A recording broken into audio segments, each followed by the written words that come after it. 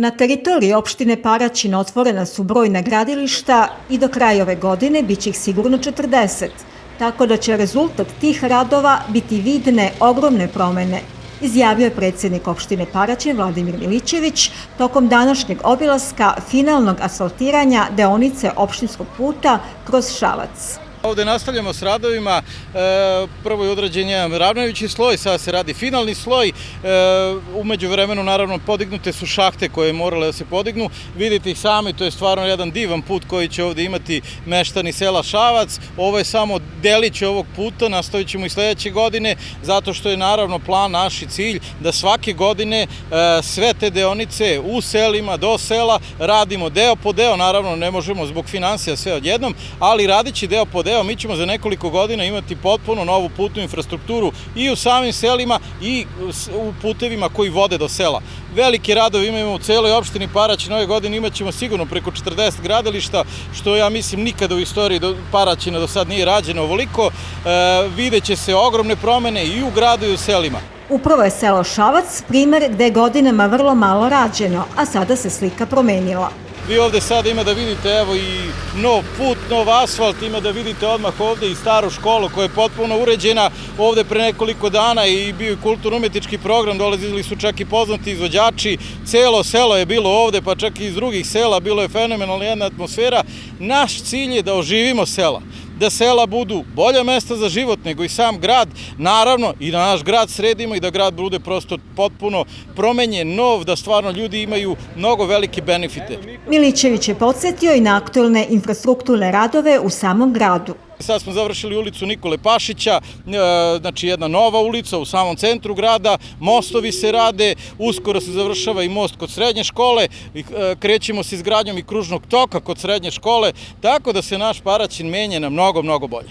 Potpuno novim asfaltom kroz Šabac i putem koji će dobiti bankine po rečima izvođača radova, najzadovoljniji su sami meštani. Veoma je bitna, pogotovo zbog automobila koji tu prolaze, koji znači zbog onih rupa i svega toga su i znače put uopšteno i nama i meštanima i tu koji prolaze kolima i biciklom inače i bilo čime i pešacima i svakom puno znači ovako lep put.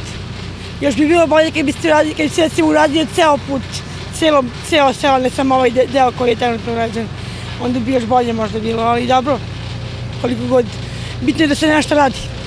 Da li ste zadovoljni uopšte društvenim životom u selu? Kakva situacija? Nedavno ste imali i jedna zabavna večer. Pa mnogo je bolje sada nego što je bilo pre. Znači sad se nešto dešava i eto, rade ljudi na tome, mislim, meštani, mislim, ko već tu pošalci ljudi koji su za to zaduženi, stvarno se trude i organizuju da se nešto dešava, da nije mrtvo selo, a blizu je grada, maltene blizu grada, bilo je mrtvo selo do skoro. Odlično je što rade nov nosio jedan za krpe ko nekad star narod kad nosio na pantalone, to naš asfalt. Sad smo doživeli da ga presvuču, ali daj Bože do kraja da idu od brane pa do gore da se stave do Paraćina. I baš nam je lepo i hvala im na tome. Sve što se radi u selo ja volim i zadovoljna sam. I moja deca obožavaju i pomažu kad koliko koji može da malo selo pomogne. I malo nam i Vučić, nije malo, no malo više, nam i on pomaže i svaka mu čast i nek je živ i zdrav, boljeg predsjednika nemamo. Kada je o rehabilitaciji lokalnih puteva reč, za ovu godinu sklopljeni su ugovori za asfaltiranje 5 km saobraćajnica. Očekuje se, kako je ranije najavljeno, da će biti i dodatnih ugovora i asfaltiranja još oko 2,5 km puteva.